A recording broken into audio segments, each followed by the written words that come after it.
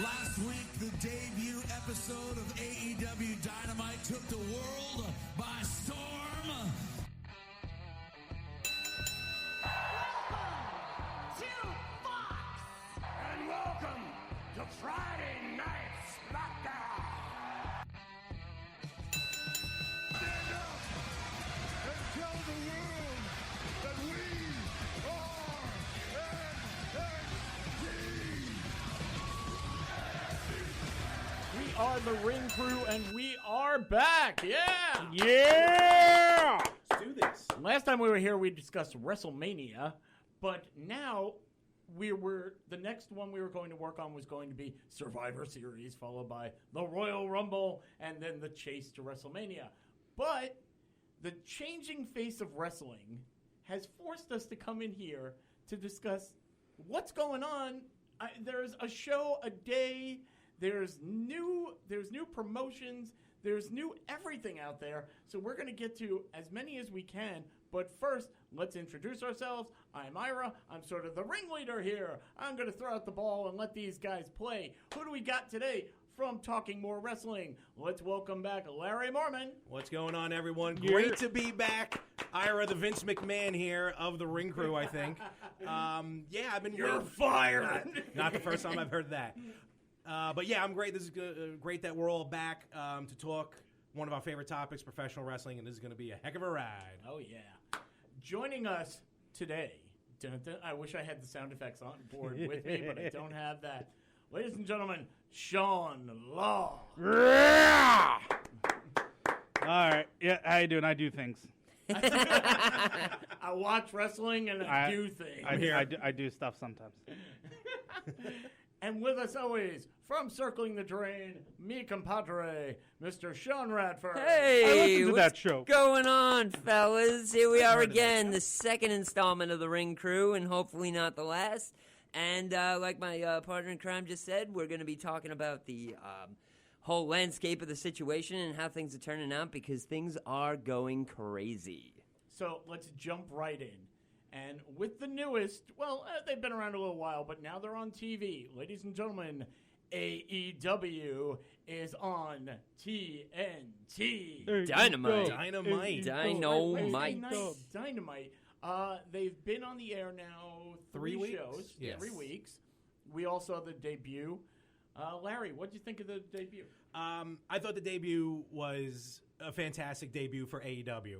Right out of the canon. It's funny. It took me about a month to realize why they called it Dynamite, because they're on TNT. It just dawned on me one day, because for the longest I'm like, what the hell are they calling Dynamite for? Nitro, whatever.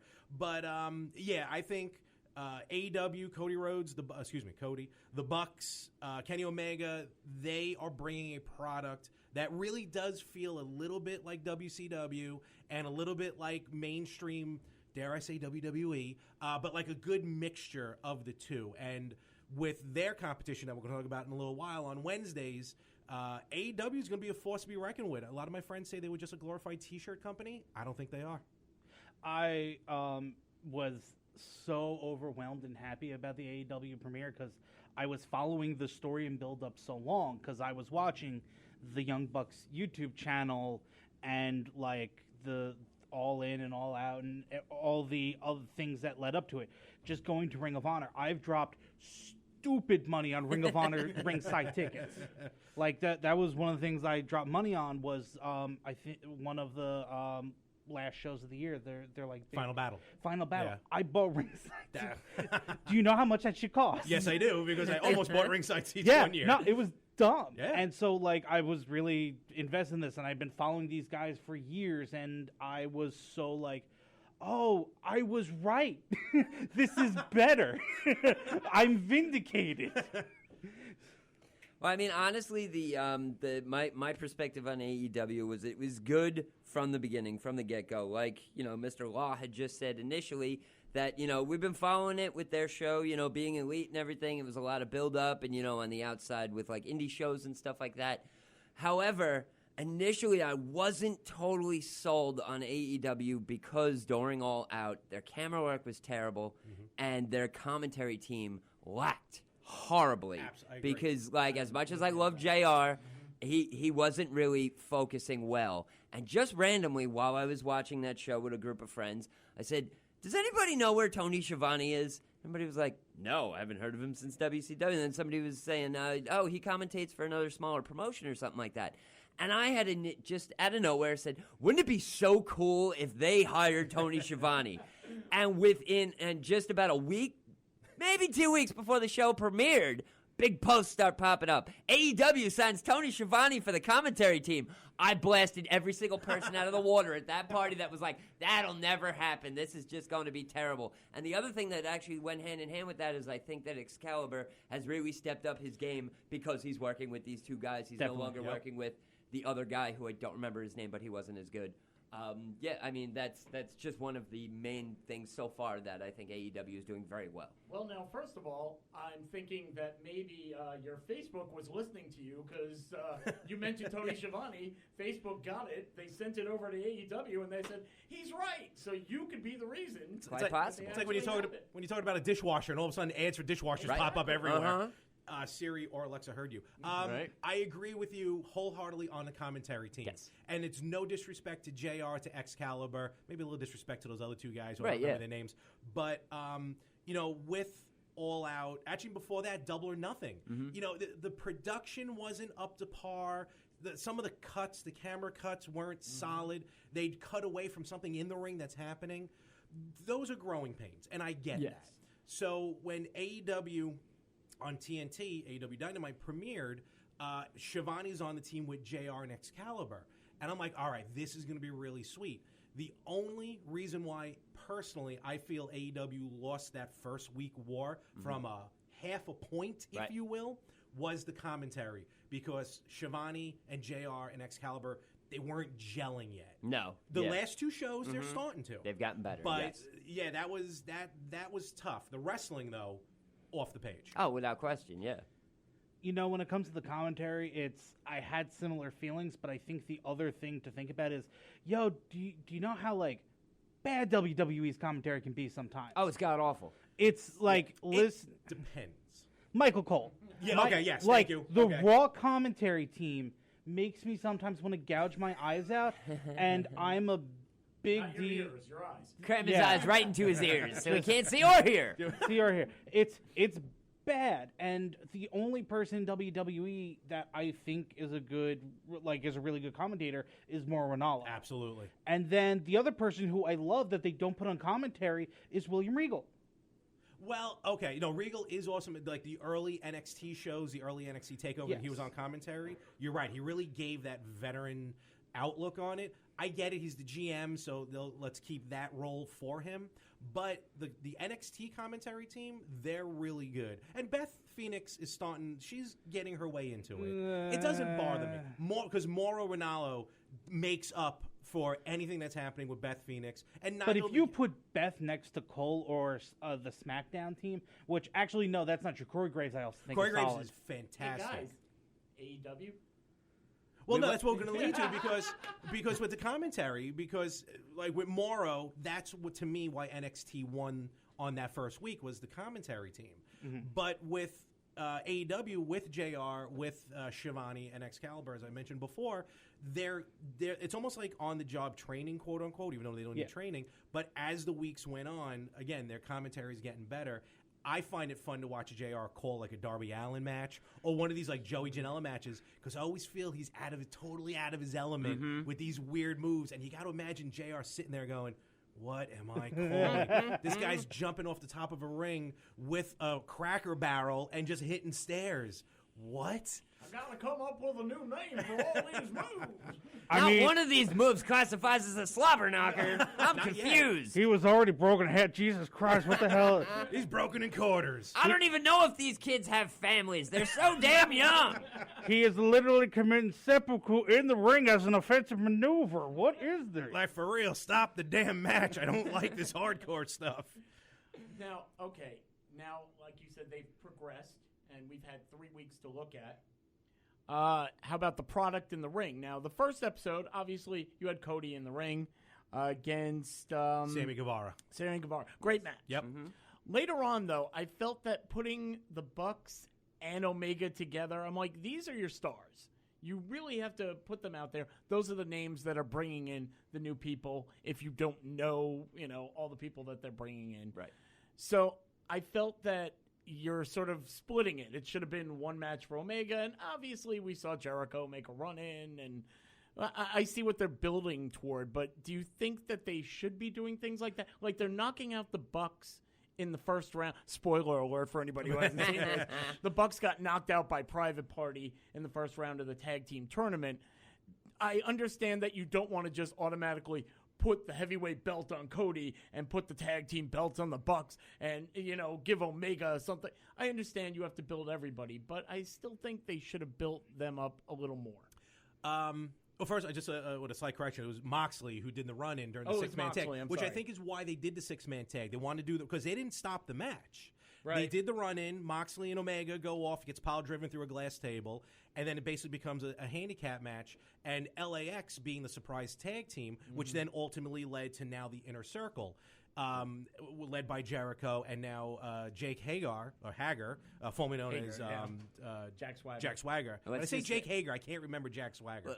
Let's just put it out there. They are no longer LAX. They are Santana and Ortiz. This is true. This is true. Because I kept calling them LAX myself, and it was just like, that was an old name, no longer used. Because before that, they were EYFBO, and they are from House of Glory, which is a promotion that is located right where basically here in New York where we're all, sitting. So yeah, exactly. So there's some hometown boys, much like the Private Party, which is another tag team that was picked up from House of Glory and moved into this spot. Real quick, LAX is almost like Voltron now. Yes. You had the first series Voltron with the Lions, and now it's like Homicide and I can't remember. Forgive me, Kim. The very first LAX in TNA? Oh, the first LAX was Homicide and Hernandez. That's what it was. Yeah, and then you get Voltron with the cars, right? And then that's where Santana and Ortiz for me comes into play. So Impact is just waiting to get a third LAX at some point. Yeah.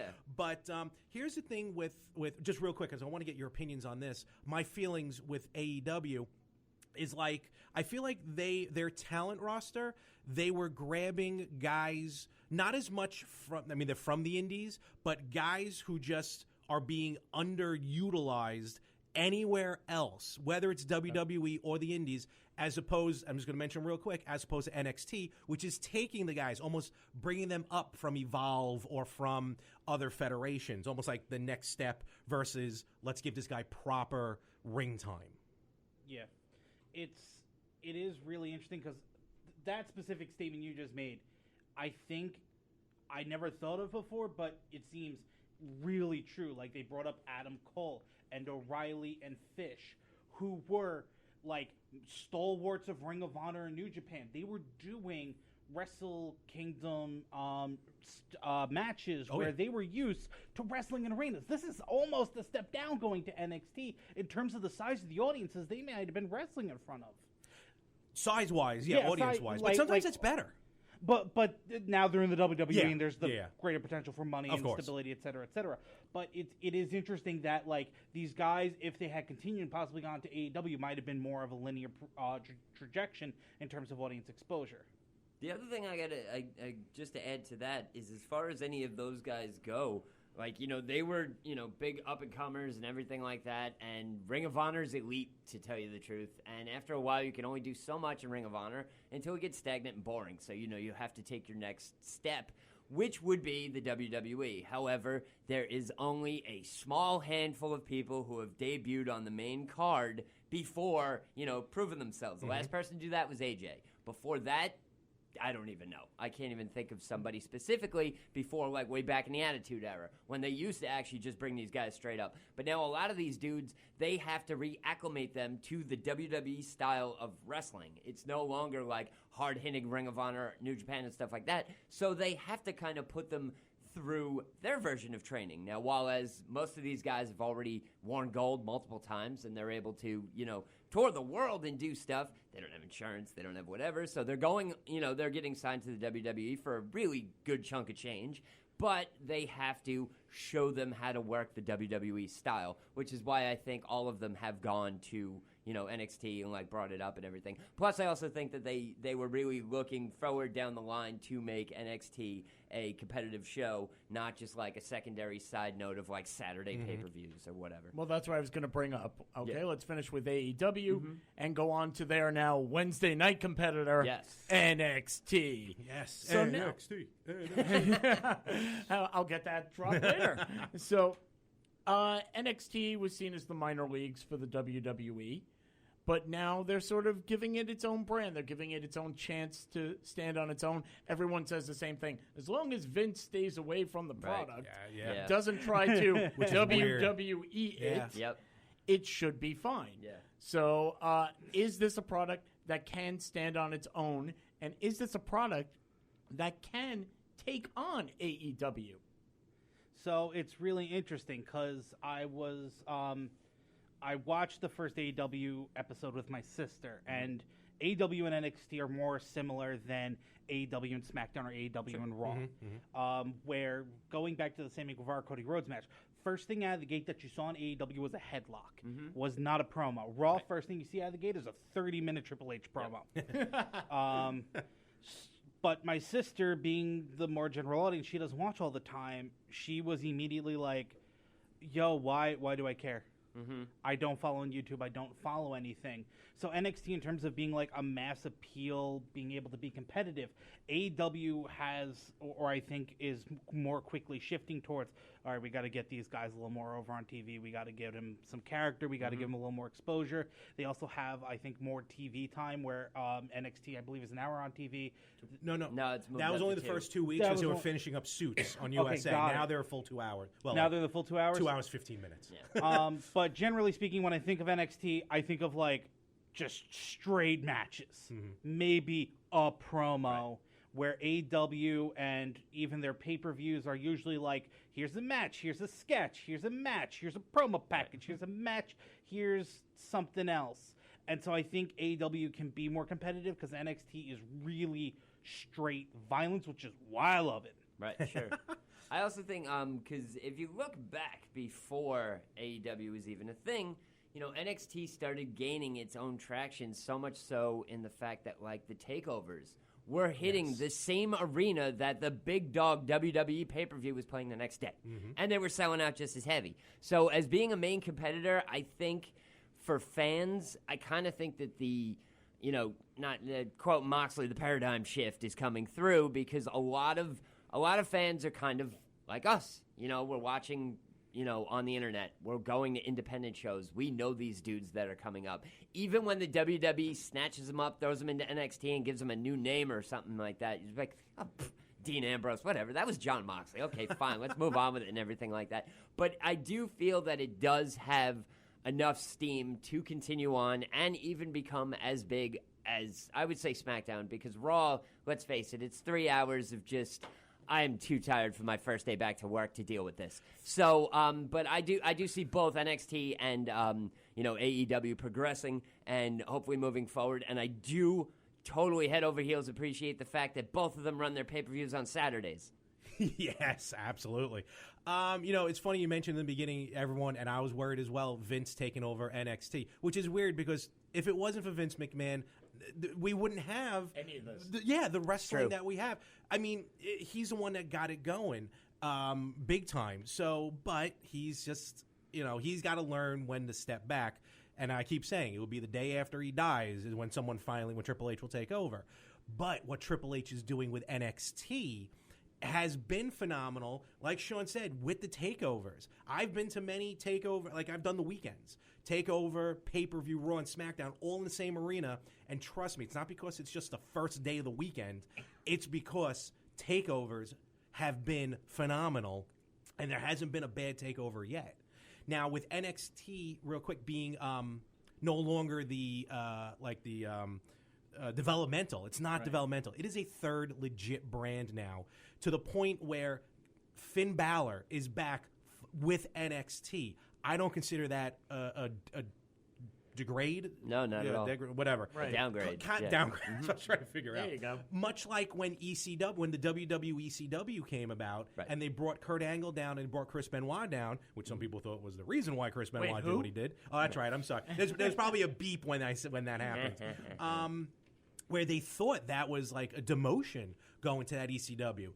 I want guys to go back to NXT, like Balor and probably even some of the women, to just put on a better show down there, because to me, it's not the size of the arena that matters. It's the action in the ring, and Triple H has been letting them go, like the law said, and it's got a little bit more violent tendencies, not like a GCW or a CZW, but he lets them go. And I mean, we haven't seen a real hard-hitting match out of Nakamura since he wrestled Sammy on his debut. Yeah, no, or even like his matches with Joe. Yeah. And No, they have been decent. But you're right.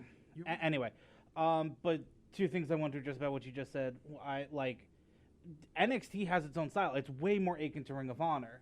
Like, if you tried to put on NXT matches in, like, SmackDown or Raw, they wouldn't get the time, and it would be really different. It'd be crazy.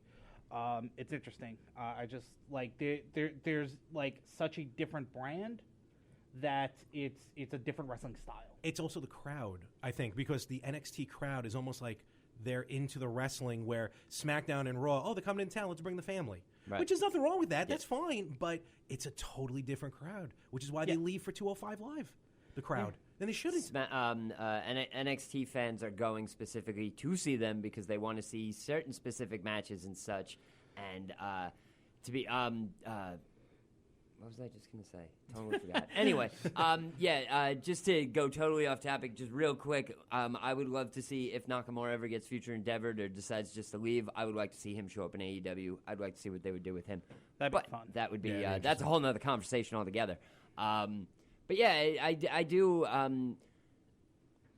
NXT I think is doing its thing, and as far as it goes, I think it's not going anywhere, especially the fact that they have turned it into it went from that's what I meant to say. It went from a show that was on the network that you physically had to pay for and stream to an actual channel, and now it's got exactly the same time limit as the two big shows. So yeah, I think they do have a lot of faith in it, and I think it's going to work very well. Well, now they're still at Full Sail University till the end of the year. Mm-hmm. Oh, I didn't hear about that. Okay. And then they are going to be traveling to more and more arenas. Right. Cool. Now, all of us have been to independent shows. Mm-hmm. Yeah. And you've been to the smaller ones. Yes. Oh, yes. Where that's the feel you get. Yes. Where you're right on top of it. You're right there.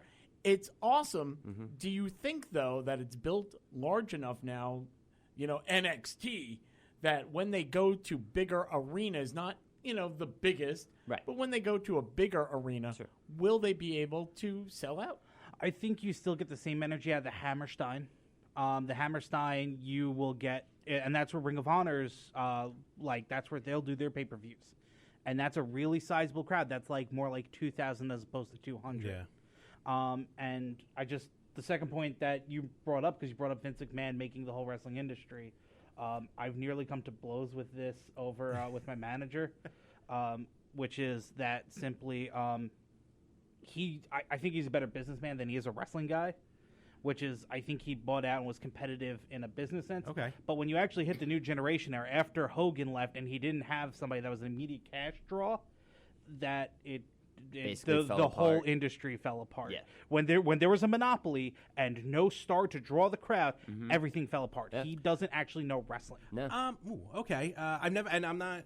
It's a very interesting take. I've never heard that take on it before. I get what you're talking about, especially like some of the comments he's made, like about Cesaro and some of the moves that he's pulled. But as much as some of the blunders that he's made, it's still him at the end of the day. Like a buddy of mine worked for WWE for like a year and a half on the writing team, and so he was in these meetings with Vince, and he told me, trust me, Vince pitched ideas that you are not allowed to even talk about anymore in 2019 or 2016 at the time he worked there. Yeah. No, it's some crazy stuff because Vince is stuck. He's always like a generation behind.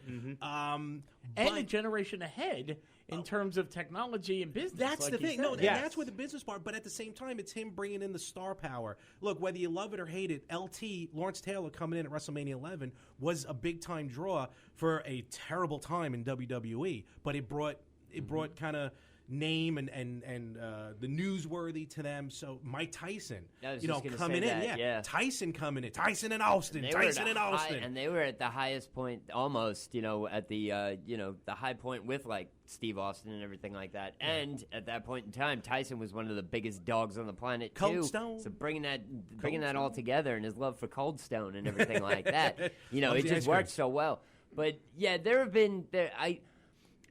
I don't really know how it would balance, whether Vince is screwed up more than he's, outshined, or if it kind of just balances. Because, again, we had the whole Hogan era. He dipped. That was it. And it started to fall apart. Then, magically, all of a sudden, he gets his hands on The Rock and Austin at the same time. And everything explodes again. And then they both leave, and Austin can't wrestle, and The Rock becomes a movie star, and blah, blah, blah, blah, blah. And then he has John Cena. And, it was popular, and, it made a lot, and it did its thing and everything. But it didn't feel the same. It didn't feel like the 90s. It didn't feel like the 80s. It just did not have that, oh, my God, wrestling is so awesome type thing. It was more kind of like, oh, really? You can't see me? All right, cool, whatever, And it just, I don't know. I mean, if Vince didn't know what he was doing, this ball wouldn't have been rolling for the past 50 years plus. Only because he's the final say. Right. That's why I'm saying he's the one that's greenlighting, whether good or bad, and we're about to find out next year with the XFL because he's trying it again. God. And I got my season tickets for the New York Guardians. Oh, I do. Really? I do, yeah. 5 games, maybe 6 to make the playoffs. All right. I was going to ask all 8. All right, 5. 5 home games, that is. Breaking news, league canceled. Probably. But, it's just... That's why I'm saying, because Vince, he's the final say in this. Even though you're right, it's the talent. It's not really the booker. Mm-hmm. You talk about wrestling, and Sean, to your point, it shouldn't feel like the '90s shouldn't feel like the '80s. No. The 2000s should feel like the '90s. And you're right, the John Cena era was a little weird for us, but again, for the kids and everything, that's where the moneymaker is. But now where we are today, literally, everyone is saying, wrestling is cool. Wrestling is awesome. Whether you're a fan of the WWE or not, and look, you can love all of it like I do, or you can have your choices in what you want. But today's competition, and there's really only one competition on television. It's really AEW versus NXT. Everybody else is kind of on their own. Well, now you're acting like CM Punk, who says this is the greatest time in wrestling because you can like everybody. Exactly. But I guess my real point is I don't believe that because, like, Mark Cuban invested in New Japan. It's on Access. He is trying to make that a legitimate American company. Yeah. They are touring. They did an MSG show. I was there. It was sick. It was awesome. Every New Japan match was great. And then they did the Texas show. They're doing major 10,000-seat arena shows, and I think ignoring that and really not giving props to that, modern WWE is built off of that, the same way the Hulkamania era is built off the territories of Flair and Macho Man and Hogan, bringing what they had built off the territories, and Piper, where they had established names, and McMahon brought them in, raised them up with money. I think the same thing's kind of happening again. I don't think you get the 90s wrestling without WCW and the NWO. I think that McMahon, you get the You Can't See Me, you get the New Generation era, and the big dog. Yeah, all the ridiculous things when he's in a vacuum. Sure, yeah. Totally. Absolutely. I know we went on a tangent, but it was a very good one. But I want to go back to talking about like the arenas and stuff, because I didn't know they would leave them full sale. Because I don't really read. I don't think they're going to leave permanently. No, but like kind of like when they moved to takeovers to big arenas. I was really worried that first one in Brooklyn, and I was at Ring of Honor actually in Coney Island because I bought those tickets first. And they didn't go on sale for takeover. So that first takeover at the Barclays, I was like, ooh, can NXT do this? Can they do 13,000 or whatever it was at the time? And they sure did. And they knocked it out of the park. Absolutely did. But this is why I feel, and I forgot who said, it may have been even the Blue Meanie, who said, like, if you're watching wrestling and being concerned about the buy rate or about the ratings, you're probably watching it for the wrong reason. But that's why a smaller arena, a smaller venue, fits better for NXT, maybe even for AEW a little bit, because I feel truer fans, actually passionate fans, will fill those arenas like the Hammerstein, as opposed to getting, all right, let's just bring the family, let's bring grandma, let's bring the dog, and we'll just go to a show because we got 4 tickets for the price of 3. Yeah. See, the only thing that's different that kind of, now thinking about it, I didn't realize they were at Full Sail the entire time, is it kind of goes hand in hand with the original way that TNA was shot, was they were shot at the same studio on Universal Studios. So after a while, you get a whole diehard group of locals that just come to the shows every single time, and they fly up, and they're on fire, and they're, every show looks rocking. Then all of a sudden, they're like, we're going to take the show on the road, and you get 100 people that are kind of sort of into it, and it kind of loses all its steam. So technically, that could happen. I certainly hope not, but we'll see. Well, now we're going to transition to the NFL on Fox. Oh, I'm sorry. It's SmackDown on Fox, but it just looks exactly like the NFL on Fox.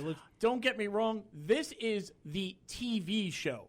If you're looking for a wrestling show, there are other places to go. If you're looking for just entertainment that happens to have wrestling, you're looking at SmackDown. Absolutely. I 100% agree. Seeing the debut episode of SmackDown on Friday nights on Fox, I'm watching and I'm like, why does this seem so damn familiar? Holy crap, they're using all of their NFL graphics on SmackDown. They're even using the same cameras. It looked awesome. It looked so freaking cool. And like the first, and don't get me wrong, the first week was very jarring, and it was kind of like, this is cool, but I'm not 100% if I like it. Second week, halfway through the show, I'm like, I'm good. I totally enjoy SmackDown now, and especially how when they're building up to a match and they show the graphic of each competitor on either side and everything and like that. And occasionally you get stats or something and everything, and it's like they're using all this technology perfectly. This is great. Yeah, I've had a lot of fun with SmackDown so far. How happy were you to see a physical set? Because that I was overjoyed overjoyed because I died a little bit inside when I kept seeing the exact same sets used for a pay-per-view as that's used on the weekly show. I'm like, you cheap jerks. Yep. You can't, you have the monopoly. You have everything. Let's get some pageantry. Let's get some fanfare. It's one of the things you fell in love with is how big and dumb this is. The giant stupid fist punching through the wall. Yes. It's the best set. And now that AEW's back, it's funny because they came back and they're like, yo, we're going to do pyro. And their set has a very small screen, but what it has is a lot of physical features that move, and the two tunnels that come in. It's really interesting. And then the chandelier thing moves up and down for the fucking reveal entrances. And that's amazing. And then, I think that chandelier is only for Cody and Brandy. I know, right? But it was sick. No, it was awesome. I was so surprised. Yeah. And so I think WWE's, you can see him sweat. You know what's weird talking about with the set? I mean, I'm very happy to see the different set for Raw and SmackDown because it's two different shows. But it's weird. It's like for a pay-per-view, and maybe this is me being old school, I do like a low-key set. Like when they, a couple years ago when they did the first Roadblock, it was like just a house show that they threw on TV. Yeah. Dean Ambrose versus Triple H for the title. It was just the regular house show entrance. I'm like, I could watch this. Even Evolution, the pay-per-view Evolution, the women's pay-per-view, was the lights were dark. They basically turned the lights out. Yeah. And it felt, even though it was at Nassau Coliseum, it felt like a small house show. I don't know. I like that for some reason. But the set, very cool. Clearly Fox threw all their money at WWE, which is why now all of a sudden SmackDown seems to be the A show. Because now Michael Cole and Corey Graves, and Corey's only on SmackDown now. Thank God it's a two-man team now for commentary. Nothing against Renee Young. I had no problem with Renee. Yeah, she's not the best, but I had no problem with her. But a two-man team, fantastic. Raw, I like Vic Joseph. Jerry Lawler's good. I'm still trying to figure out Dio Madden. But with SmackDown, having that Fox look to it, that's Fox. So now everything comes together. And real quick, when I was watching everything leading up to the debut on Fox, they would talk about it on the NFL. Yep. They would talk about it even during the Game 3 of the ALCS when they were getting ready to show the preview episode of WWE Backstage on Fox Sports 1. Big Papi had the title, and he's cutting a promo and completely scared the hell out of A-Rod because A-Rod wasn't expecting it. So it's really cool to see Fox go all in, and Fox has dealt with WWE before. They used to do Saturday Night's Main Event back in the day. I remember. No, that was NBC. No, NBC originally, but then they moved it to Fox, as I remember Al Bundy. Ed O'Neill, as Al would introduce, they were going into the main event. And, you'd be actually, that's where Shawn Michaels, I think, won the Intercontinental title for the first time, was on Fox on the main event against the Bulldog. Well, I mean, really, if you go all the way back to, Saturday afternoons in the 80s, that's where you watched wrestling. Oh, of you course. had the choice of either Channel 5 or USA, which is exactly where they still are.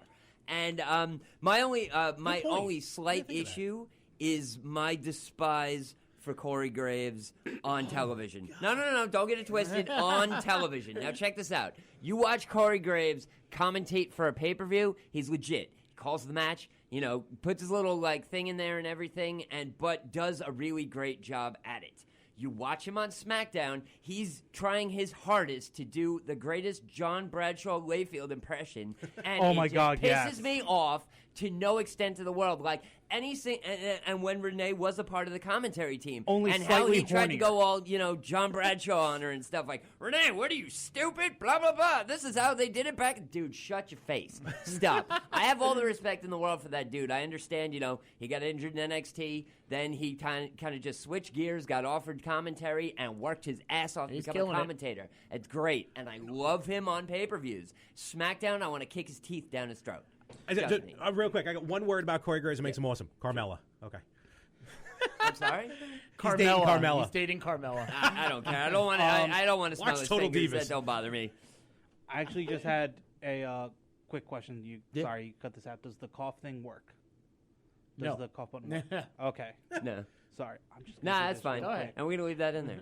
Just to It's let everybody know, our It's cough an button hour. doesn't work. Sorry. Not editing anything. Okay, my bad. No, it's all good. All right. You should hear my pods.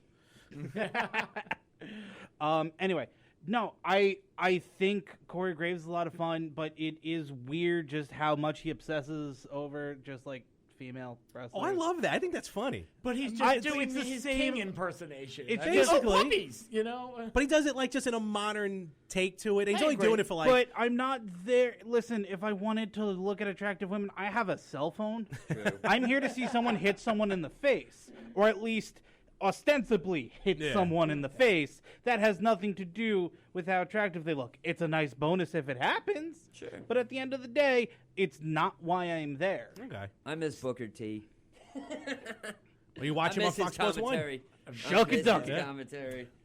Yeah, so it's SmackDown, and I hear what you're talking about some of that stuff. That is, I guess, a little bit of throwback to the Attitude Era, with him, and it kind of made sense with Renee on commentary though, because then Renee could be like, would you stop drooling over these women? Even Right. Stephanie during the first Women's Royal Rumble was like, Graves, calm down a little bit. But it's just that I find the goofiness, just like. And I don't mean to jump ahead a little bit, but just like the war rooms in the draft. We'll get to I that. I love it's the goofiness that I love. But SmackDown on Fox, I think it's a 5-year deal. I think it was, I if think I remember so. correctly. Something like that, 3 weeks in, I think already, as you mentioned, right off the bat, they're doing fantastic. Or we all seem to really enjoy SmackDown. It's just funny how. Going back to what Law said about Vince, it's really more about a businessman than a wrestling man.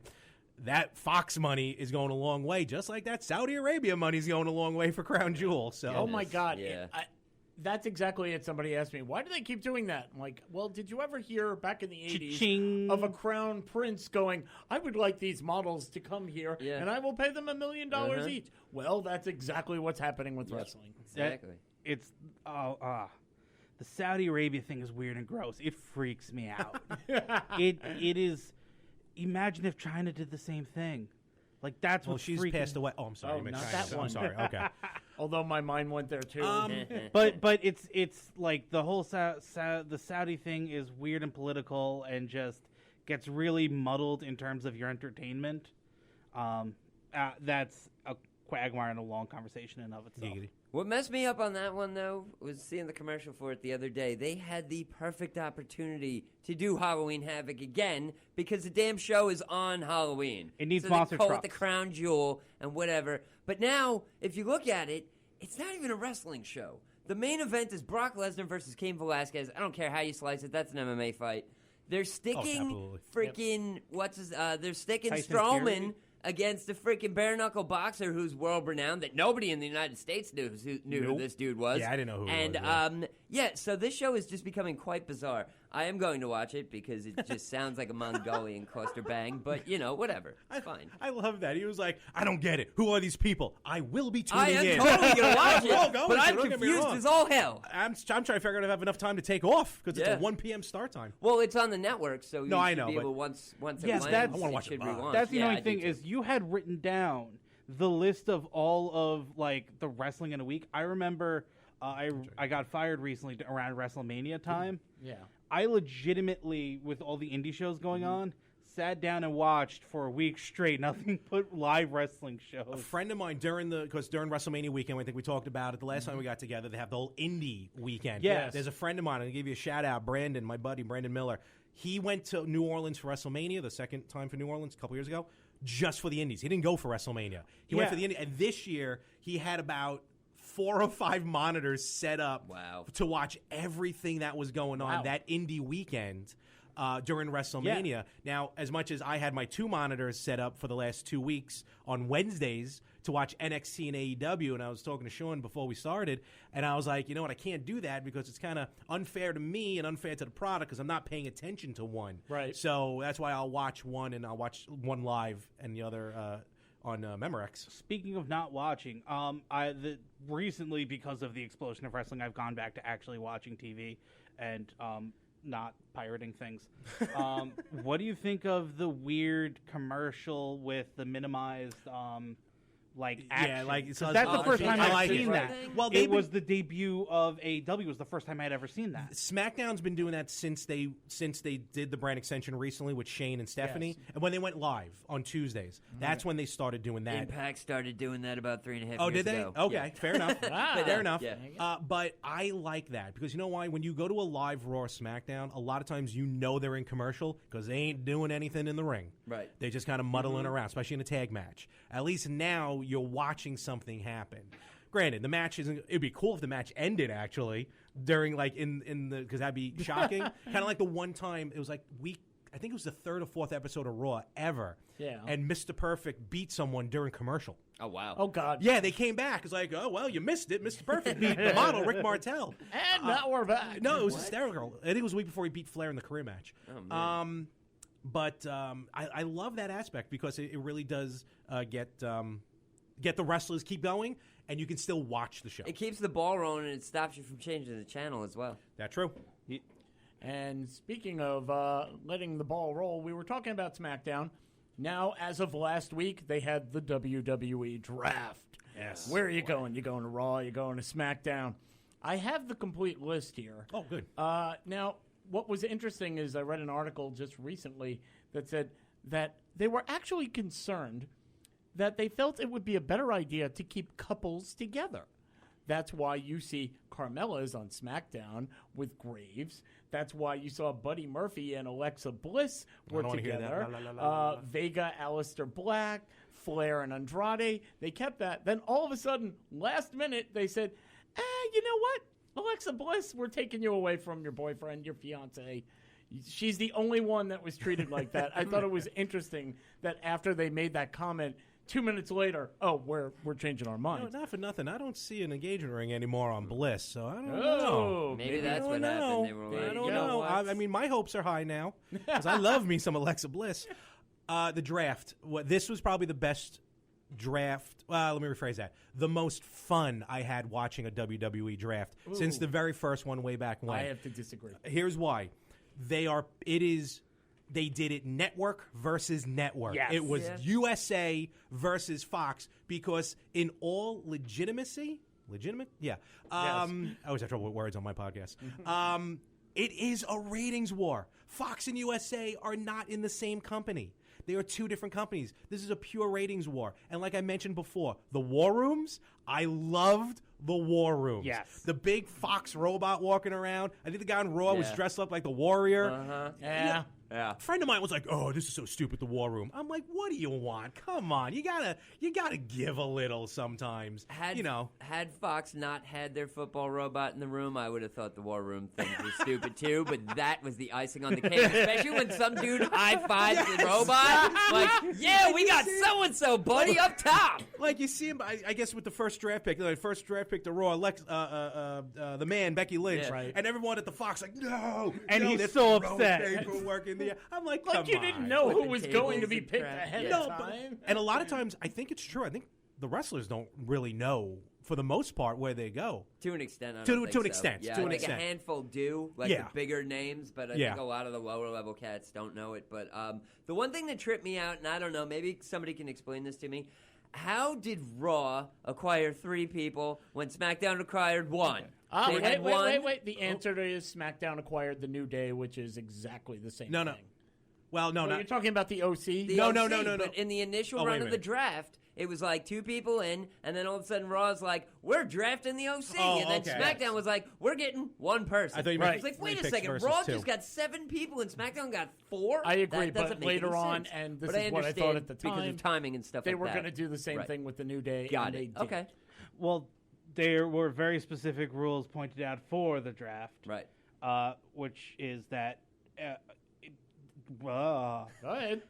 Raw got more picks. No, I understood Right. that. I just didn't think understand you meant, like, why where with one pick was 3 pick, people. They Right. picked up a faction, and then SmackDown didn't pick up their faction. They picked up 1 individual person. It was- the numbers just Oh. in that Yeah. moment in time didn't The, really match up, and Gotcha. it just kind of Look, seemed silly. if you looked at the draft order, you knew it was done. I mean, no offense Of to like course. Natalia, Right. she's not a top 5 pick in the No, first round. Yeah. You know, definitely not, yeah.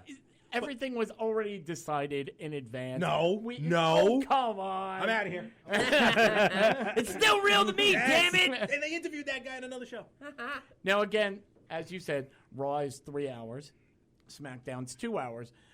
Going over, if you've seen who's going to which show now, who do you think got the better Can I see draft? the list if you don't mind? Absolutely. Yeah, Now, do you- to you me, got a I copy of think that? SmackDown Right. came out amazing. Mm-hmm. SmackDown did, if you were going to actually draft, Right. they have a strong women's division, Mm-hmm. they have a strong tag team division, and they have quite a few.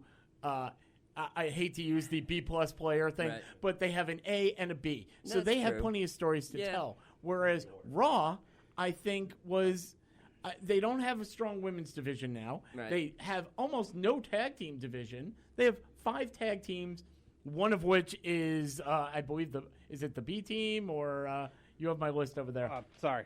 That's okay. Who's on Oh, Raw tag teams? They have Gallows and Anderson. Right. Good. The Viking Raiders, who are now Very the good. champions. Yeah. Yeah. The Street Profits. Love can't 'em. wait. Love him. Ryder and Hawkins. Don't worry about it. And Yeah, they're AOP. AOP. So now you Authors have of Pain. 4 legitimate tag teams over on SmackDown. The Revival. I The love New 'em. Day. Now they traded for Great. Rude and Ziggler. Okay. And Heavy Machinery. And they have the B Team and Lucha House Party. So on Raw, you have nobody to beat up on.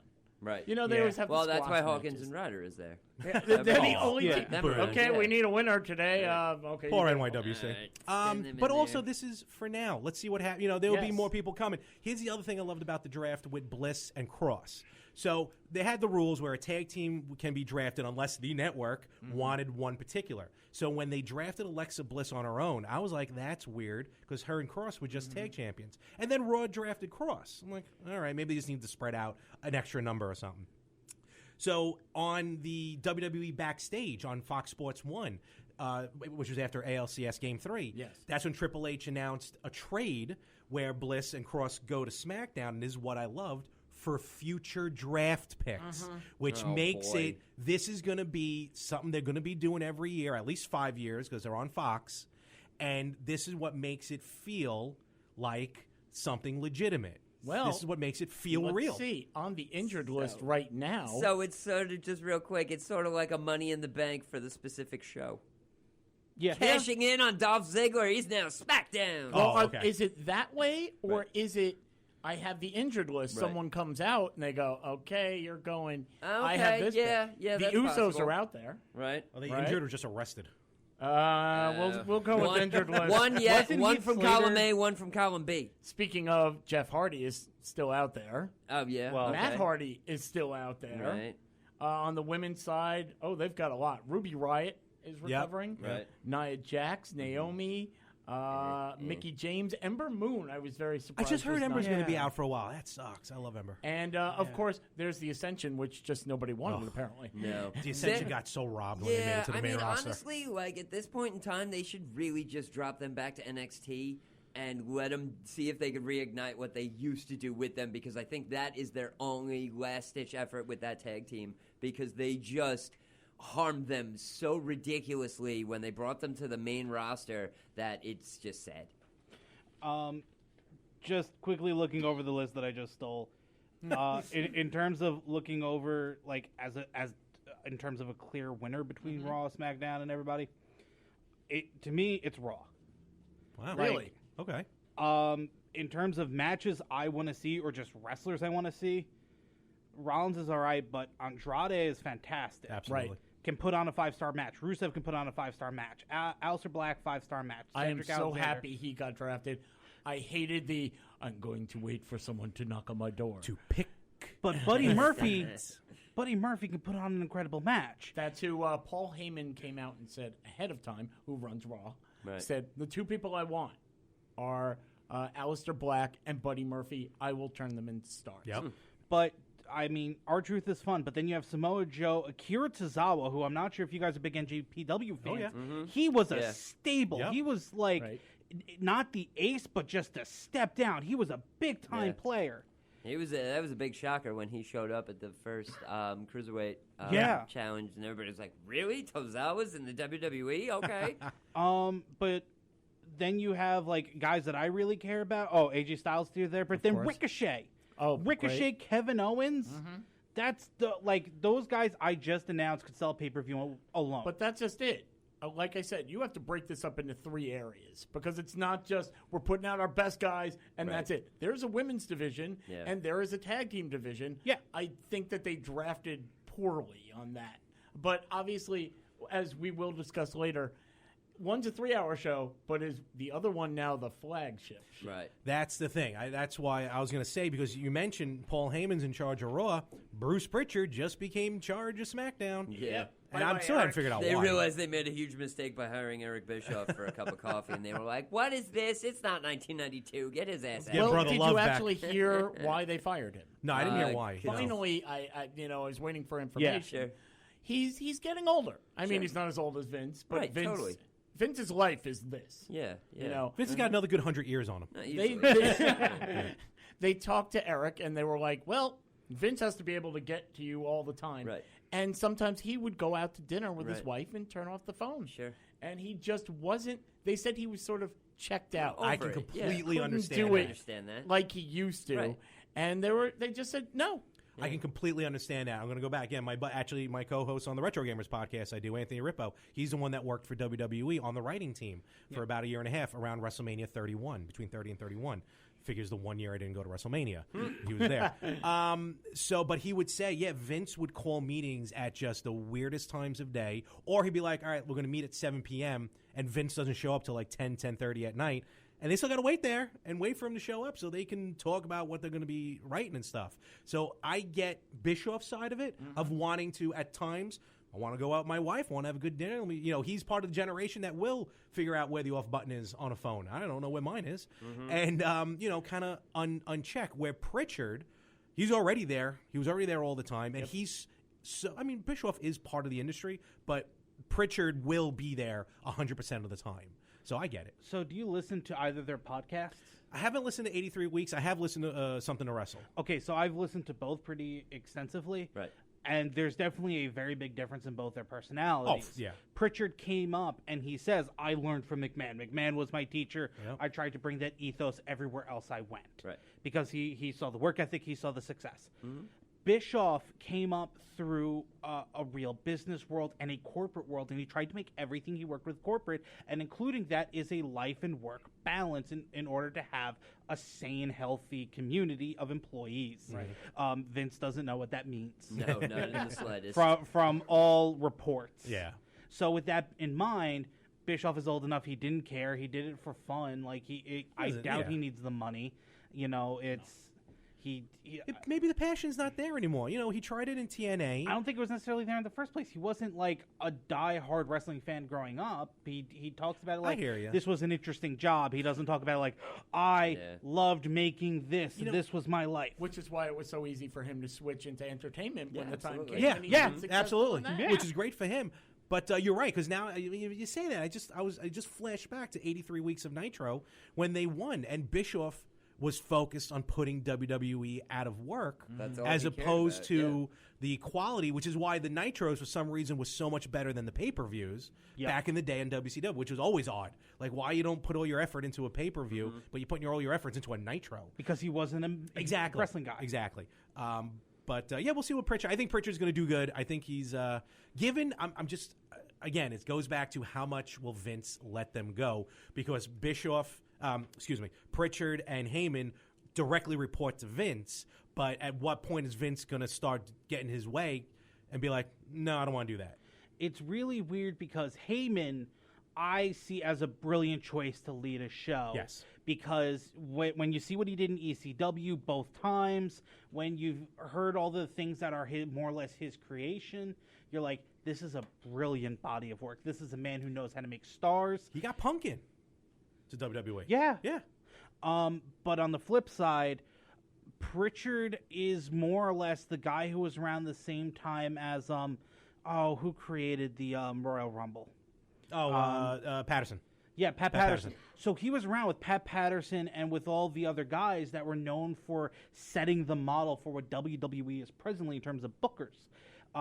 So Pritchard wasn't the guy. When Heyman was running ECW, he was the Heyman. We know he can take a charge. Pritchard has more or less been a part of a team in terms of WWE, TNA, etc. He was more of a yes man than a leader. Yeah. Anything, whereas Heyman would just take the ball and run with it and create his own stuff and make stars and talent and all that and everything like that. Bruce Pritchard would do anything and everything that Vince McMahon told him to. However, he did it very well. And also, I think Pritchard having the on air when he was Brother Love, he was on air, so he had to have that aspect to it, which is good. Again, I was talking to Sean before we started recording. WCW, their president for a while was a guy from Pizza Hut. Yeah. Who had no idea what was Jim Herd. I think it was Jim Herd. Yeah. I believe so, who had no idea what was going on. So, and I'm not saying Bischoff wouldn't have known what was going on, but with the reports that we just heard about Bischoff, you got to have that passion in there. And Pritchard and Heyman, especially Heyman, will have that passion. And like I said, I just hope they are able to run, let them run and just, let them be and let them have a good time. The one thing I would say is I question Pritchard's not passion, but like track record and ideas, and in terms of making stars and what he'll do with the direction of the show. He's also admitted that he's made a couple blunders as well. yeah. So, well, as of last night, he's created Shorty G. Yeah, it's a Oh little God.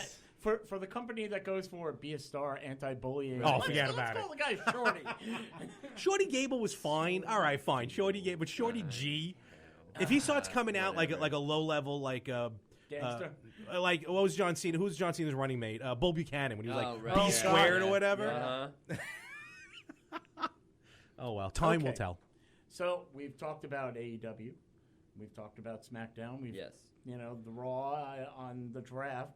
Who do you think comes out on top in the long term? Because right now, after 3 weeks of AEW. And 4 weeks of NXT? 4 or 5? 4 or 5. 5, I think. I think it was because the first 2 weeks that were an hour each. Yeah. And then now it's 2 hours. Yeah, The ratings have steadily declined for both. Sure. So, meanwhile, SmackDown ratings, okay, it's only been 2 weeks. You can't really judge, are through the roof. Okay. Raw is what it is. It goes up, it goes down. Right. But AEW versus NXT, they're going head-to-head. Who wins eventually? We do. Yes. No, in all honesty, we do. Because of the weeks, that we talk, even all the shows during the week. But as I mentioned before, the only true head-to-head competition is going to be AEW versus NXT because they are literally on at the same time. Also, like I mentioned before, and I'll give shout out again to the Blue Meanie, saying, you watch wrestling for wrestling. You don't really watch it for the ratings because some of the best wrestling isn't even on TV. No. So, I agree. But as far as the outcome, for me personally, I can already say NXT because for week 3, I didn't have both my monitors set up, and it was NXT I watched live, choosing to watch AEW on demand. But remember, I can't ask each individual in this room, of course, will have their own opinion. But it's not really based on us. It's if the ratings go down enough for something, it's gone. I mean, if AEW it may be a superior product. You should but tell if that it to doesn't Impact. Exactly. Or even the USA Network. They're still around and during the dark times of WWE. So, like, they'll still, I think, look, if the ratings really start bottoming out, I don't see someone pulling the plug on all this for some reason. I just don't. Well, NXT I don't think would ever be gone because they would just go right back to the network. Yeah. Exactly. Yeah. That's the thing, is I think what you should watch. Right. This is me telling you how you should watch your Yeah. TV now. I'm right, you're wrong. Right. He's the law. No, absolutely. yeah. Exactly. Yeah. Is you should watch AEW because what subscription service are you going to watch it on legally after it's aired? True. Right. And then I can just go watch NXT on the network, right? Yeah. So go watch the thing live so you don't have to pirate it. And then you can go legally watch your NXT for $10. Well, I mean, Technically, I can watch AEW on TNT On Demand. I'm just saying. oh, they've is been there really- TNT now? I literally don't. Oh, yeah. Okay, yeah. dipping really quick back to, like, the other side of it of, like, what if the ratings tank and, these shows fail and whatever? What are they going to do? What could they do? NXT can go right back to the network, happy home where they started, anything like that. However, Impact kind of fell into the same position. They were on channels for a while. They had TV deals here and there. All of a sudden, their television just bottomed out. So what did they do? They spent 9 months on Twitch, and they did a weekly show through a live streaming service that's completely free, and they threw it to the fans however they could. Now they just got backed by Mark Cuban and his billions of dollars, and they're going to Access. So, I mean, if AEW did bottom out, however, Tony Khan is a mad genius and he's got more money than, God. Yeah. I don't think they're going anywhere, but it's also, there are ways to do it without TV. And, certain companies have progressed through YouTube and stuff like that, and so other companies have held on just because of the streaming service. So I kind of feel that even though television is what we're all used to watching it on, I don't think any company will completely fail and go out of business because their TV runs out. You were talking about YouTube. Yeah. If we don't mention them, we've done a disservice. NWA is back, and with NWA Power on YouTube and Facebook. Facebook is starting to pick up as well with television. I think they just you watch the entire series of Buffy now on Facebook Watch. That's but so weird. just saying they're getting in the business. Sure. Yeah. NWA Power, they're never going to win the ratings war. Well, they're not on TV, but the 2 weeks of shows so far in a studio. They are back to 80s studio wrestling, and it looks like they pulled it all out from the 80s. WCW on a Saturday. It's Here we crazy. go. So good. Power, and that's Power with 3 R's, Yes. Yes, it is. has been top-notch. And is what, maybe 300 people in the audience? 500 people? No less. Okay, I fair think enough. Maybe even 100 Probably. or less. Oh, wow. And there's no ring music. They just come out. They don't even announce No, where they're only from. only the select people get ring Oh, music. I haven't heard if any they're yet. worthy. Jobbers don't get ring music. I didn't hear any for Nick Aldis when he came out with the title. Maybe. I don't know. But in any event, But was that a promo or was that for the match? No, him and Tim Storm fought for the NWA Maybe title. they're on the not show. doing No, because there's like the music will play for 3 They can't seconds. afford it. And then they're in the ring. No, that's But literally what it. I'm getting at is now YouTube. You can watch, AEW Dark Tuesdays Yep. on at 7 p.m., which is basically It's the dark right after matches. but it's right after Power. I have last week. I Stumbled sat across down, this. watched NWA. I got home from work, and then hey, look at AEW Dark. Yeah. Well, now there's NEW. There's Power. Impact is still around. Yeah. Like you said, obviously New Japan is around. I mean, I can give you the full rundown if you want on the week of wrestling. I mean, Go just ahead. What here can we you go. watch now? So I'll try and watch all this. My head will explode. So you got Sundays on the Fight app, which is an awesome app to use for wrestling. Championship Wrestling from Hollywood, which is a bit of a branch of NWA. That's 7 p.m. on Sundays. Monday, of course, Raw, 8 p.m. Ring of Honor, 7 p.m. on Fight TV, and that's free. Their weekly show, which is about a month behind, but whatever. Tuesdays, NWA Power on YouTube. AEW Dark on YouTube. Impact will be on Access TV. Wednesdays, that's the day. NXT and AEW. Thursday, Uncharted Territory, which is on independentwrestlingtv.com. NXT UK, cannot forget about NXT UK. Friday, SmackDown 205 Live and an indie PCW Ultra, which is on YouTube. So I'm getting a lot of YouTube shows. And finally, Saturday, Women of Wrestling and New Japan on Access and MLW Fusion on BN TV. I was actually waiting for you to mention Women of Wrestling because I've caught that and It is a seen very Oh, it's a fun Yeah. show. It's a great show. That show is bizarre. It kind of is more of an old school, almost like an not updated Glow, but updated updated Glow. Yeah. Yeah. But getting back to what we were talking about, which is the ratings, it has declined. Now, obviously, the first week is going to be the one where Always. you grab everybody, and you're going to expect a decline. But so far, it has declined each week. Why do you think it's going down after that first decline? We'll give you the first one, but why does it keep going down now? Maybe because people can catch it on demand. Because I'm pretty sure NXT airs on USA Live on Wednesday, but then is available on the network Thursday. They drop it on the network Yeah. sometime during the So day on Thursday, in today's day and age, everyone's cutting the cord. I think watching live television is almost becoming passé. Short. When I say live television, not necessarily live, just like a first run. There we go, first run. So people can now watch. Look, I admit, first 2 weeks, I watch both shows live. So if my 0.00001 part of the rating, that was me watching both shows. Sure. Then on Wednesday, I only watched one of the shows. So I think people, I don't know how ratings work with on-demand stuff, but I think people are watching after the fact now. I had heard one interesting fact, which is that AEW, they repeat the show They immediately. do. As Yeah. soon as it's Actually, done, which Nitro used to do. which they actually are counting both Oh, really? for one Oh, that's weird. rating Oh, okay. period. Huh. Yeah, It's sort of like, right. It's a 4-hour show. That's a- Here's the rating for it. Cheap, but whatever. I think it's really just that we had a one-time special event, which was this new show, or two new shows, two new shows going head-to-head. You had that 1 week, and then after that, you just named what is possibly a full 24 hours of wrestling in a week. To watch. If you do that math and you do however many shows, if you figure an hour or two for each show, Right, plus the 3 for Raw. plus And, 3 for Raw, and then there's backstage. Right. If just not counting interview shows or Total Divas or anything else. Yeah. And then incorporate it on a week when there's a pay-per-view on Oh. Sunday night. That's a lot You're of time. making me tired thinking It's a about lot it. of time. I'll admit, before you asked me to come on this show, I was not watching WWE. Right. There was enough other wrestling. I was not watching WWE. I had to go out of my way to go watch WWE, and I hate you for it. And the law will. We'll see. And the law won. I'm going to take a sip of this haterade, but You brought up something both of you brought up before, which I love now. I absolutely love. WWE Backstage is now my favorite I thought that show was awesome. It's now my favorite show. It's a talk show about WWE, which actually does bring about, the realistic form of wrestling. They're not sitting there going, like in the old days, oh, no, we're going to sit down and you're going to be in character. And Right, yeah. No. Let's cut to absolutely Sean not. Mooney in the Impact area. Oh, my God, he's really going at him This right now. Tuesday, live.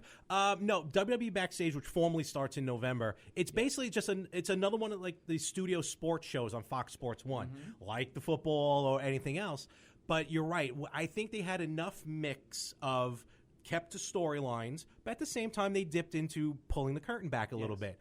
Booker T and Renee Young are going to host it, which is why Renee is off the show. They had Christian and Paige on as in-studio guests. They had Triple H via satellite, which is the announcement. They had, I forgot the baseball player because I don't watch baseball. Now that you had mentioned it, I can't remember now. Jones. Adam Jones? From the D-back. Yeah, because the reason why I thought of that because I remember Adam Pac-Man Jones, who's a former Impact Wrestling Tag Team Champion for some reason. I was just going to say, wait, is that Yeah, Pac-Man different you're guy, talking different guy. about? No, 'Cause, But they cut it. I They saw taught those him how to cut a matches. promo. Right, yeah. And Oh, that's okay. what I love. They had these different segments, like to cut a promo, or again, and on the bottom, and this is Fox Sports 1, so on the bottom they have a running ticker, which normally would have sports scores. Or this one had like drafted to SmackDown, all that drafted to Raw, former champions, this day in history. That's They awesome. really went all in, and also loved at the end because that's Renee's bread and butter. Renee Young, she hosted a sports show up in Canada. I think it was called The Score, which is this huge, same type of show. So as much as she may have been uncomfortable behind the announcer's booth, I thought she's been the best behind-the-scenes interviewer since Mean Gene Okerlund for WWE. Sure. She was very natural with it. And she's also really good hosting that That's the round thing. table at all the pay-per-views. Talking and stuff. smack. Yeah. This is her. Right. Yeah, that's what so she that's. does. I think she's most comfortable. And at the end of the show, they were I was doing just mean gonna bring it tweets. up. Yes. So they would do a mean tweet, and one of them was Renee Young, and they said, Renee just doesn't know how to call. I'm not quoting it properly. Yeah, like she doesn't know how to call Stone Cold Stunner. So she give her a mic, and it looks like she's completely riffing it. She's like, that other job, they cut me from that other job. Now I got Fox money, and she's doing all this stuff. But it's really cool. I like it again because it kind of brings almost like the reality into this weird world of professional wrestling that we love, and I think it's gonna be really cool. Well, now it's got me thinking. We've mentioned all of these different organizations, and if they all did something like that, man, what if there was just one show like that where people could talk about all the different wrestling organizations on TV? I wonder where we can do that. I mean, where we can watch. I wonder if there was a studio. Or listen. Or listen. No, actually, we know a studio. Oh. A TV studio. Uh-oh. We'll hear about that later. A what? Now, the one thing, going back to the ratings, did you all see after the first competition between AEW and NXT, Vince congratulated AEW. Yeah. And said, the fans all win, and that's typical Vince. Oh yeah, totally. That was a social media manager. Oh, absolutely. Yeah, I don't think Vince knows Vince what doesn't Twitter is. know that he has a Twitter. No. Vince doesn't know that there's NXT. What are you kidding me? That's kind of like with PlayStation congratulating Microsoft on the launch of a new system. It's kind of that's how it is. But eventually Vince is going to buy all this anyway, so it don't matter. I do have one. Okay, we've covered pretty much I everything. don't. Hold on. I was throwing it out as a joke. Yeah, I'm thinking about that. I don't know if that'll happen because now, if you want to really look at it, we have 3 billionaires. Let's call them 3 billionaires controlling 3 different companies. You got Vince through the WWE. You have Mark Human with Impact, and we have Tony Khan with All Elite Wrestling. So all of these dudes have enough money to throw stacks of $100 bills at each other and laugh about it. Doesn't make a difference. So I really don't see anybody being like, yeah, I'll sell it to you. Sure, no problem. No, I think everybody's going to keep it in their pocket, and if the shit doesn't work and they don't have a channel to do it on, they'll create the damn channel and put it out anyway. Though, I heard, and again, this is a rumor, I don't know how accurate it is, I heard Ring of Honor is in dire straits. I heard they may not make it through the year. Oh. And I feel like if anything was to happen, I feel like Vince would buy Ring of Honor in a heartbeat. So, building on that, it's been going downhill real hard, I believe, since Bubba picked up booking. Okay. I'm not sure if you're aware Bubba was booking. I figured, yeah. Because he's been doing matches with Dreamer there, and he's been a big part of the plot, and there's been a weird, almost Impact revival on Ring of Honor. A lot of their talents left. The talent that they have left is under very stringent contracts to prevent competition with other companies, which wasn't like Ring of Honor at the time. I mean, basically right now, the only 3 people they really have left are Jay Lethal and the Briscoes. Those are the only ones that are substantial names. Kenny King to an extent, a little bit, but basically their roster is gone. And they're starting from the ground up again with a handful of names and a whole bunch of up-and-coming talent. I was shocked as hell that they signed Mark Haskins. I never thought that dude was coming to the United States. Just never saw it happening. And then all of a sudden he turned up in Ring of Honor, and it was just like, wow, that's crazy. But where Ring of Honor used to get buoyed through these times, because it's happened before when WWE has raided their roster, they had NJPW stars to bolster them, and they were also the biggest thing besides NXT you could go into, besides maybe Impact. Right. But Impact was usually looking for established talent. They wanted to see you in Ring of Honor first, and there was even conflict between the 2 companies of people working at both, and then Impact signing them to deals and making them exclusive. So, but what's happening now is they can go to Impact, they can go to Wrestle Circus, they can go to a number of different companies that will actually pay them. New Japan, Noah, DDT, etc. That's all just Japanese companies, but But with all of the new companies that are actually, you can make a relative living working for them, Ring of Honor doesn't have the ability to maintain talent or draw talent to them.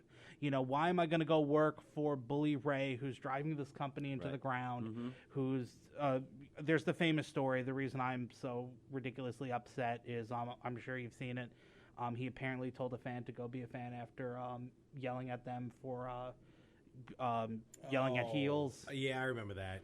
I Yeah. forgot the full extent, but I remember of it. No, I saw that, Yeah. and so I've heard that story corroborated to more or less to a certain extent, and just the attitude shift, as well as the story shift in terms of Ring of Honor with Villain Club's okay. I like Marty Scurll, but I don't see them doing anything crazy or cool. I really liked Redragon and the Bullet Club and a lot of the New Japan crossover. The main reason I watched Ring of Honor was to see New Japan talent with a English-speaking commentator. Right. Yeah. That was a lot of it. Is you would get these crazy matches, and then Ring of Honor was also probably the most hard-hitting thing you could get.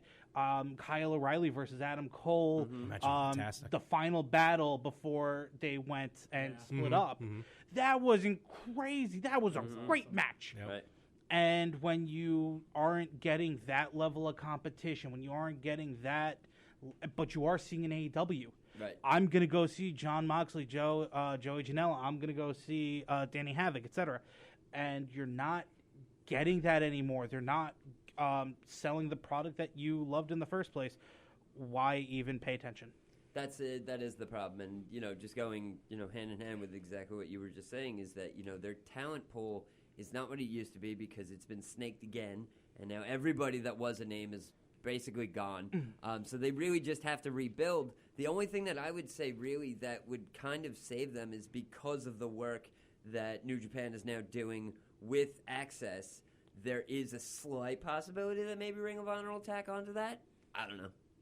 So apparently, from what I heard was that relations were spoiled between Ring of Honor and New Japan after the Enzo and Cass run-in. Oh, God. So what happened was... Damn it. was He's not even in the business anymore, and he's still screwing it all up. No, so during that MSG house show, apparently they... do you know what I'm talking about? Yeah. Yeah, so apparently that actually did sour relations. We haven't seen New Japan interacting with Ring of Honor, That's whether true, it's for you're their right, own yeah. financial interest. There's been a lot more CMLL Yeah. with Ring of Honor. Yes. Yeah. Because that's the only other company Yeah. that's really working with them. I mean, look who's champion now. Yeah. Roosh. So. But is it New Japan's own financial interest just being like, we don't need them? Or is it that there was an actual souring of relations and they don't want to work with Ring of Honor? It's possible. Could be a little bit of both, especially because now Ring of New Japan getting bigger and bigger over here in the U.S., more shows in the U.S., more of us going over for Wrestle Kingdom. And they don't have to attach onto a Ring of Honor banner. Exactly. People know because we know what New Japan is now. When I went to AAA about a month ago at the theater at MSG. Yeah, how was Car breakdown? It took me a second. I'm like, Oh, I see what you did there. Yeah. hoorah. It was backed by Impact. Even though it was a AAA Right, show, it was backed by Impact, and there was a lot of Impact wrestlers on there. And three, which I didn't realize, AAA has a lot of clown wrestlers. Oh, yeah. Yeah. Oh, yeah. Like Murder Clown and Psycho Clown, who's a fan favorite. The kids love Psycho Clown. They are second only to JCW yeah, probably. in terms of wrestlers. Who's That the are clowns. couple? They're clowns. Smiley. Smiley, yeah. Oh, and then there was- Smiley from And then there was Ring of Dave the Clown at AAA. Dave? the Clown, who also looks psychotic. But I Children's think parties with Dave the Clown. not AAA, or New Japan. I think New Japan, is trying to make it on their own now at this point. But there could be some souring. Don't get me wrong, there could be because Enzo and Cass are both idiots. Yeah. And I thought it was a big giant conspiracy that day because that happened about a half hour after Brett got jumped at the Hall of Fame, and we're sitting at the Garden going, "Oh, all right, everyone hunkered down now. Who's coming out next? Yeah, who's jumping this The time? NWO. Where are they?" Yeah, right? But let's just all take a moment to that Shaggy Too Dope and Violent J are the greatest clown wrestlers. That's true. Yeah. Facts. Yeah. They should be I do inducted love the oddities thing. They should be inducted into the WWE Hall of Fame in the celebrity wing. They're the only two celebrities who have put as much work, effort, and ethic into matches. And way better than, freaking Snooki and Drew Carey and all these other Snooki's not in the Hall of Fame. She will be. Give it time. Give it time. She will be. Maria The Menounos, best- she'll be in there too. And then while we're all sitting in Maria the Maria Menounos Listen, deserves while it. we're all deserves sitting it. in the movie theater watching the 20, we'll see WWE Hall of Famer Maria Menounos. That'll be it. That'll be it. I'm down. I got it. applaud that. Yep, I do totally. Anyway, but Okay, go ahead. sorry. I really think that Ring of Honor is in its death throes just because it's being cannibalized by all the indies. They don't have anyone big enough. They don't have anyone small enough, or they're Yeah. Yeah. They don't have anybody. They don't They don't have have a lot anybody. of people. Everybody's waiting for Marty Scurll to jump over to AEW. Yep. After that, you have, like, off the top of my head, PCO, Lethal, and Flip Gordon. I honestly, Flip, yeah. And Briscoes. I don't see Lethal going to AEW. I see him going to NXT. I do. I see that as well. He's going to join because he's got a big enough name that he could make a lot of WWE money, especially with everything he's done with Ring of Honor. The Briscoes I could see going to AEW because I don't think WWE will ever touch them because I think they're a little too violent for the WWE, and I think they're too old. Is that I don't think the WWE would ever grab them. You think that it really does come down to where am I going to go? Yeah. I'm going to go to AEW or I'm going to go to NXT / I believe I so. think so, Yeah. but it's also a good time that we can say where you're going to go. You know, in 2001, when Right. WWE bought WCW, Yeah, there was that was nowhere it. to go. Yeah. So at least now there's options for these guys and girls. Well, New Japan hasn't shown that they're buying up foreign established names. New Japan's thing has always been, we'll make our own foreign Right. stars. That's how Right. you got Finn Or Balor. we'll sign you, like the thing with MVP? Ambrose. I'm just Oh. going to call him Ambrose right now. I forgot his name. John Moxley. Was, he left WWE because of all the BS and bad manners that were going on and everything like that. Turned up at New Japan. Did it for, a couple shows and then came back and, was running with AEW. And I kind of AJ did the same thing, the Bucks, all these guys are AJ kind was of- signed. AJ was actually full-time with New Japan. That's Yeah, right, he he was, was. You're right. Okay, yes. But that was in between Impact. He went to New Japan, then he went to WWE. But usually when people take a step out of WWE, Right. it's usually just for a couple of matches with New Japan. New Japan usually doesn't want to fork out the money that would be to keep them exclusive no, you're and right. keep them on a regular schedule. Yeah. Also, I think as far as teaming up, I see New Japan, if anything, teaming up with AEW now.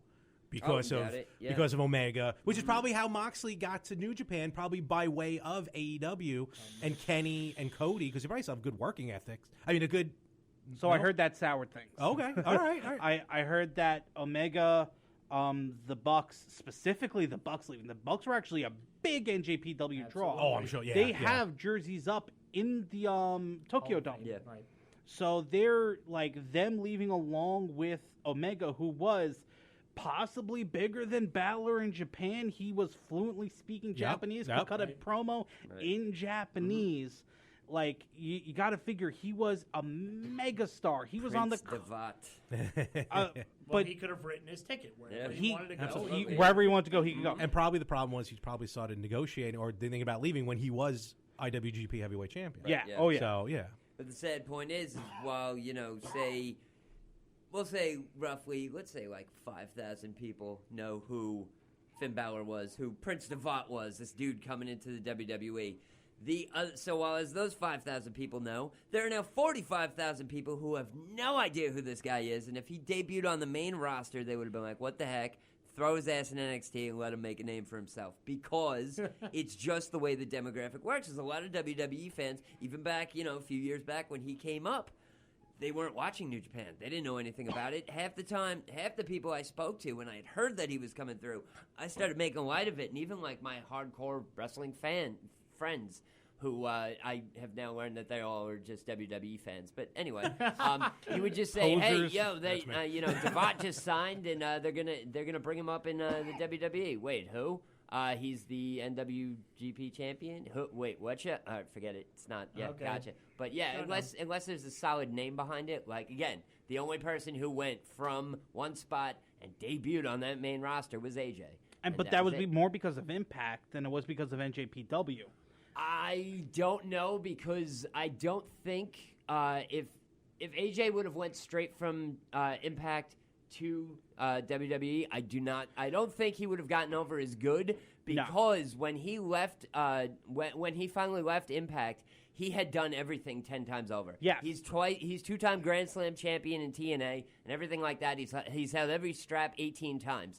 So much so that we got tired of him holding gold, and we just didn't give a crap anymore. It was like, oh, good, AJ's now the heavyweight champion. He splits, and then just decides to take over the whole world. And he is actually the only professional wrestler to hold every single title except for the Ring of Honor Heavyweight Championship. He's held the Heavyweight Championship in every single other company.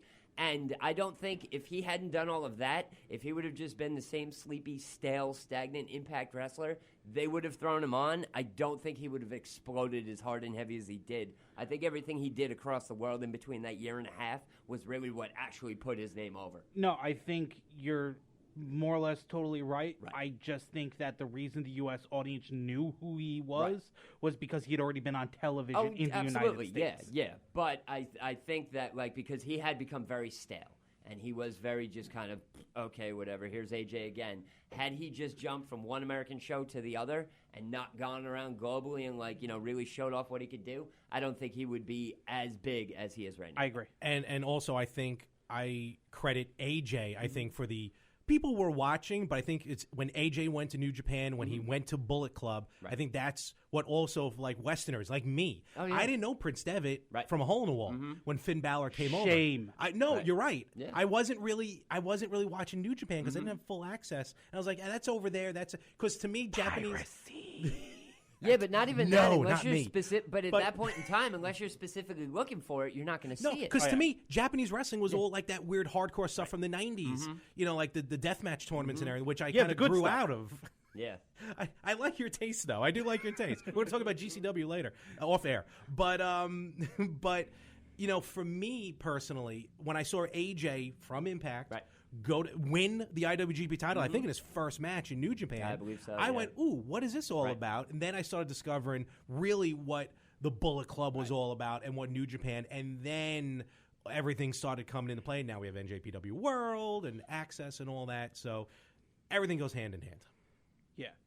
Okay, so what we've come to believe is, oh my God, if you're looking for wrestling, now is the greatest time ever in the history of anything. Pretty much. Throw a rock and you'll find wrestling. For real. Just watch YouTube. Yeah, exactly. Go onto YouTube. So, as we've established, there's a lot of wrestling out there. There's a lot of good wrestling. We expect everything to grow. I mean, like we said, SmackDown may be raising the bar. AEW may be bringing in more wrestlers because now they're not scripted anymore. Right. They're not being, as Moxley has told the world, I like it over here because nobody tells me what to do. Yeah. I go in there with a wrestler, and we figure it out like the old school days. When I go in the ring to do a promo, I do a promo. Right. So everybody can do whatever they want to do, and that's what we're here for. We're going to be back, though, to discuss Survivor Series, which is coming up. Yes. And, yes, we will also discuss other wrestling organizations around that. But that date is November 24th. But until then, we are the Ring Crew. I want to thank Sean Radford from Circling the Drain. Thank you. Fun. Sean, where can we find you? Well, you can find me on, your local street corner because that's where I hang out. Ooh, No. You can find me on Facebook under my name, which is Sean Radford, or you can go to our Circling the Drain podcast page. You can also check out our Circling the Drain podcast YouTube page. And you can also check out our group called The Drain, the Circling the Drain podcast group. And, we put out all the funny money and all the crazy stuff that we do weekly on Wednesdays live at 7 o'clock on Facebook. And that's what we're doing, the Circle and the Drain thing on top of this Ring Crew madness. Sean Law, thank you for coming in. Anything Thank you want to plug? Not at this moment. Not at this moment. I hope you have me back. Yes. And, of course, from Talking More Wrestling, Larry Mormon, thank you for coming in. Always a pleasure. And plug away. Oh, I know God. you've got a list. Hope you guys got another hour. Yeah. You can find me basically everywhere at More365, MOHR365. That's including Xbox and PlayStation if you want to play some games. And my podcast, Grow and Grow. I got the Retro Gamers podcast every Tuesday. Also, we do that on YouTube as well. You can watch us. The Better Half podcast every other Wednesday. The Yin and the Yang podcast every Friday. Of course, Talking More Wrestling when I get a chance to go on, but I really enjoy talking with you guys about wrestling. And I'm going to actually try and do another one because of my extensive pup vinyl collection. I'm thinking about doing maybe a podcast about that. All right. So stay tuned. We will announce that. Absolutely. On the Ring Crew. So thank you for listening, and we'll see you next time. See.